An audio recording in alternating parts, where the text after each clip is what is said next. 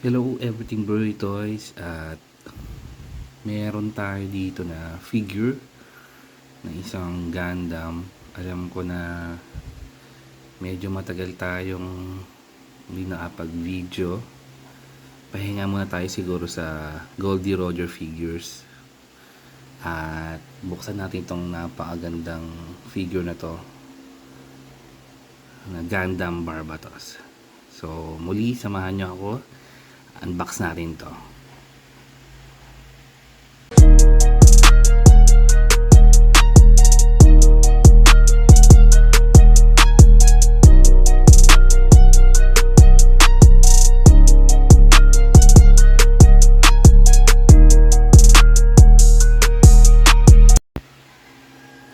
Yes, bago ang lahat, konting history lang, no. Mas nauna akong na in love sa mga figures ng Gundam. Siguro way back 90s. Yeah, 90s. Ang unang figure or kit na nabuo ko is yung from Gundam X. Nakalimutan ko na yung name niya, pero yun yung Gundam X na may shield, tapos malaking espada na kulay green. Actually wala siyang kulay na espada, white lang. Tapos ang scale niya is 1:144 na walang grade. Nabili pa namin yan siguro sa Toy Kingdom, around siguro nasa 300 to 400. So itong kit na to, ay hindi siya kit, figure siya, no, is from Gundam Universe Gundam Barbatos, mula sa Bandai. Yan. Matagal na rin sa akin to, nabuksan ko na rin to, na-play ko na nalaro ko na rin to or nagawa ko na rin siya ng mga pose. Maganda siya, no? Ang scale niya is 1:144 din. Pero nagkaroon na ako ng kit na yon na benta ko na rin. Ang pinagkaiba lang niya is mas mapayat siya compare dito. So tara, buksan natin. Check natin yung figure. Ito yung, tingnan muna natin yung box. Ito yung front. Ito siya, Gundam Universe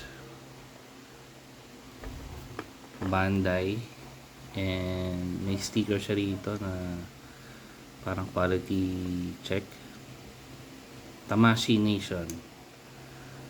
Yan. Ito yung baba. Ito yung side, may picture siya, GU number 4. Ito yung side. Ito yung likod. Ito siguro yung yung batch niya nakasama sa batch na mga figure, nakasama siya.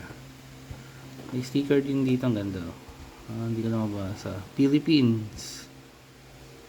Bandai Philippines. May sticker din ng find us at Facebook, warning hazard. Kung gusto nyo makita yung mga upcoming na mga figure na ilalabas sa mga Tamashii Gundam Universe, ito yung kasama niya, yung Banshee saka yung Dead Sight. Yan, mga articulation na nagagawa niya, itong napakagandang pose niya. So tara, dito siya binubuksan.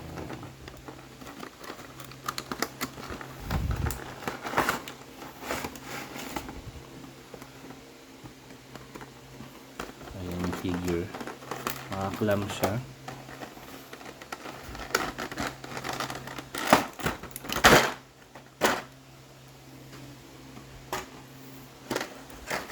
Una natin ilabas yung mismong figure. Yan.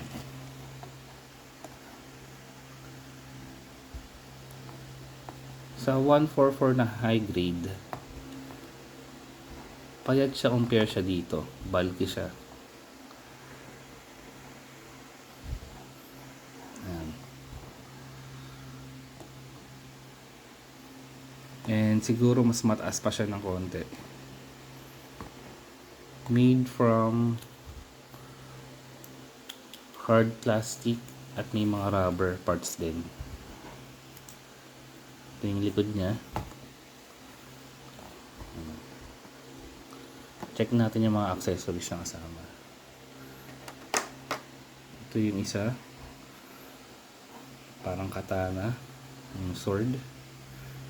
Plain dark gray na may konting design. Yung backpack.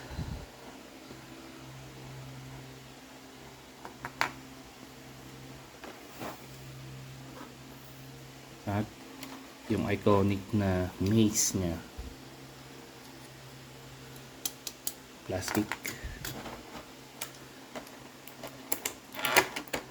At yung hawakan ng mace.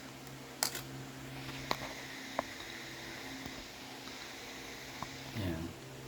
At dalawang pair ng kamay na naka-close fist.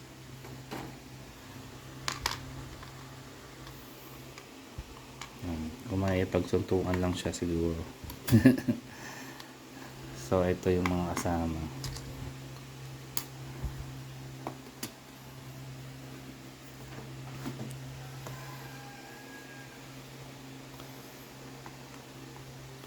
Kabit natin yung backpack, yung bag niya sa likod. Check natin yung articulation sa ulo, ball joint.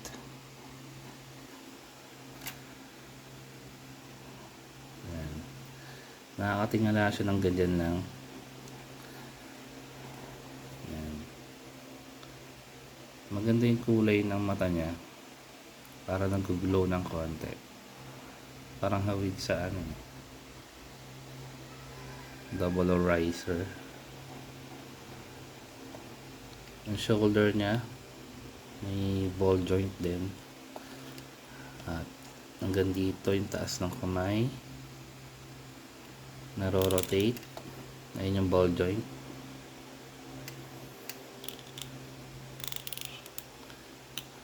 Tapos may yan, yung siko hanggang ganyan ang taas.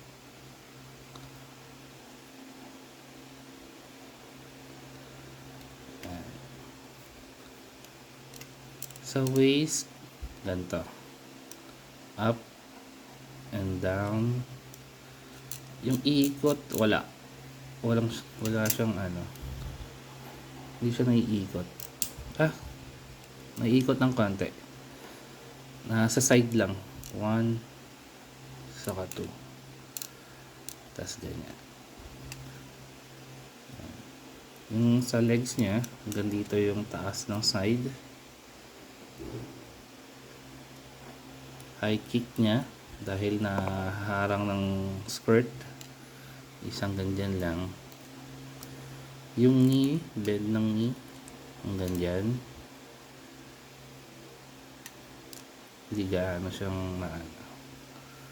Dito ball joint. Ayan.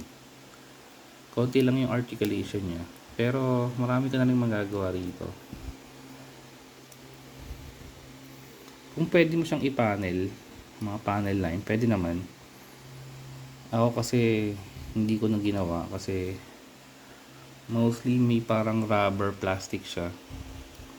Parang papangit lang kapag nilining natin sa mga markings. As figure lang naman to. So satisfied na rin ako dito kung ano yung pinaka basic na itsura niya.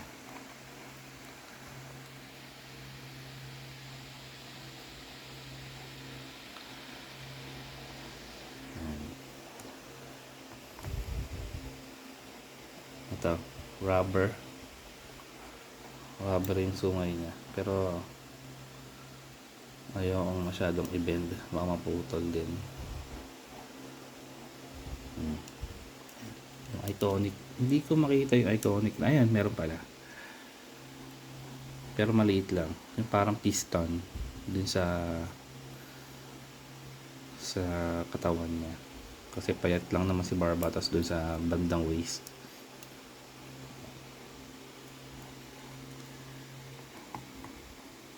Ayan. So kabit natin yung mace.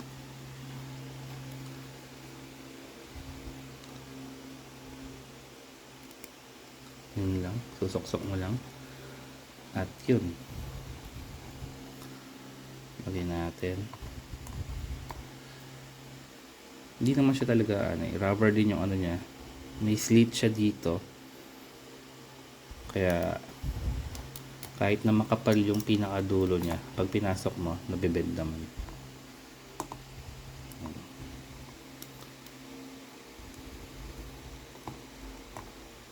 Kayang-kaya niyang buhatan yung mace.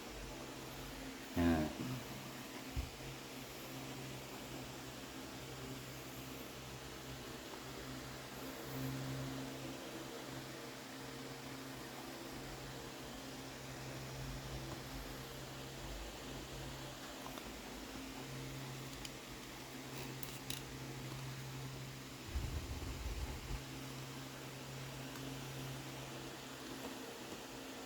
Yun.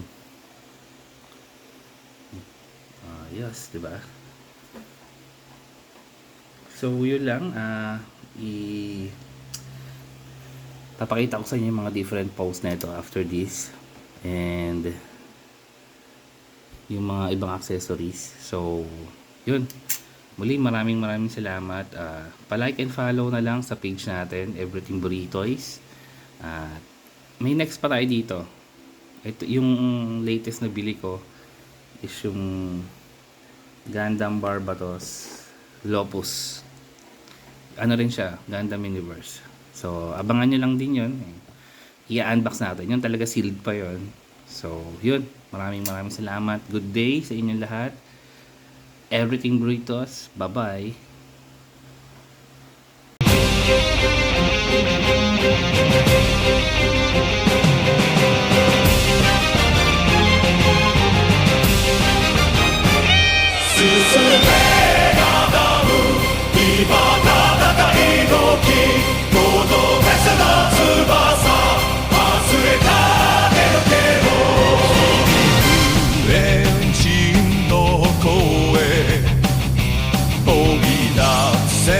Sei no